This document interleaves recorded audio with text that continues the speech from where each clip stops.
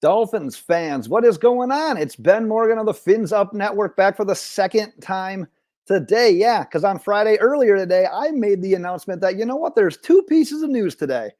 And had I have just waited a few minutes later, I could have said, hey, there are three pieces of news today that relate to the Miami Dolphins and particularly to the salary cap in general. Because, like I said, minutes, absolutely minutes after releasing the video that I put out about the Dolphins releasing Emmanuel Ogbah, also tied in some news about the NFL salary cap going up, it was announced that the Miami Dolphins informed cornerback Xavien Howard that he was going to be released with a post-June 1st designation. So, like I said, on Friday, some big news NFL-wise, freed up some cap space. And yeah, we needed that. The salary cap is going up to $255.4 million in 2024. Then the news comes out that the Miami Dolphins informed Emmanuel Ogbah that he was going to be released, which brings the Dolphins total to over the cap. They're still over the cap, down to around $25 million. So you start the day, you start Friday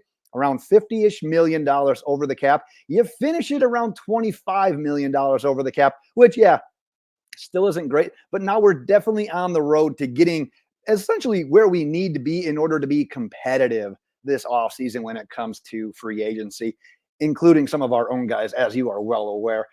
And if you were wondering as well, before we jump into a lot of the Xavien Howard stuff, and I guess we're technically jumping into it right now, probably wondering, where's the cap savings with Xavien Howard? You talked about the savings after Emmanuel Ogbah. However, since he's designated a June 1st, a post-June 1st release, his cap savings will not come into play until then. However, the reasons the Dolphins did it this way is because the move will eventually save you $18.5 million on the 2024 salary cap. So yeah, we kind of saw this one, another one where the writing was on the wall. So yeah, we've got to wait to spend that money that's freed up by releasing Xavien Howard. However, at the end of the day, it's money saved and it's money that we can spend. However, it has to come after the 1st of June.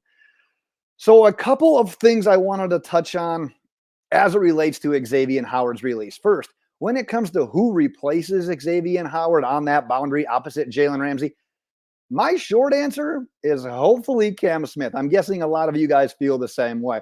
My long answer is actually in the form of a video that I already did. About a week ago, I discussed the in-house options for replacing Xavien Howard, some potential free agents, some potential NFL draft prospects, even talking about a couple of different trade options.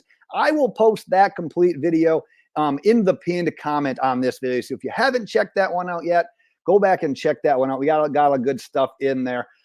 But man, quite honestly, knowing how Xavien Howard's contract was set to play out this offseason, that's a huge reason that the Miami Dolphins selected Cam Smith in the first place. So the time is now. The time is now to see what he's got. Another thing that I wanted to touch on was Jalen Ramsey's tweet or X or whatever you want to call it now that he posted following this news coming out. So kind of paraphrasing here a little bit, but he basically said, crazy how stuff plays out sometimes. But one thing I know is that it was an honor teaming up with the greatest cornerback in Miami Dolphins history, in my opinion. However, this is where it gets juicy. In parentheses at the end of that tweet, I won't ever forgive dude for not utilizing our full skill set. So that is a very nice farewell from Jalen Ramsey, who's now really the lone, true, solidified veteran Dolphins cornerback in the cornerback room, but also a huge stray caught by Vic Fangio, who, if you didn't catch it in that one, he's dude. Vic Fangio equals dude. And yeah, we knew that Jalen Ramsey wasn't a huge fan of how Fangio handled things in the secondary last year. But man, he snuck one more blow, one more knockout punch in on Friday's tweet. And I do want to talk, like I said, I want to end this video just talking a little bit about Xavien Howard, the player, as well. I mean, I talked some of this in the Xavien Howard video from last week as well.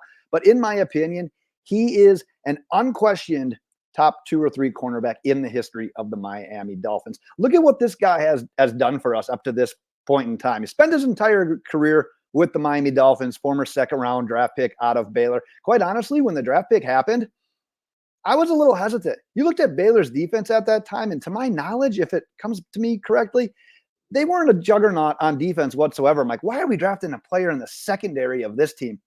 Prove me wrong. And it's one of those guys where I am happy to be proven wrong, because what he's been able to do throughout his career, he's been asked to play on an island, mixed results here and there, but he's been our best cornerback essentially his entire time. And when he's needed to play on the island, he's had some success in that as well.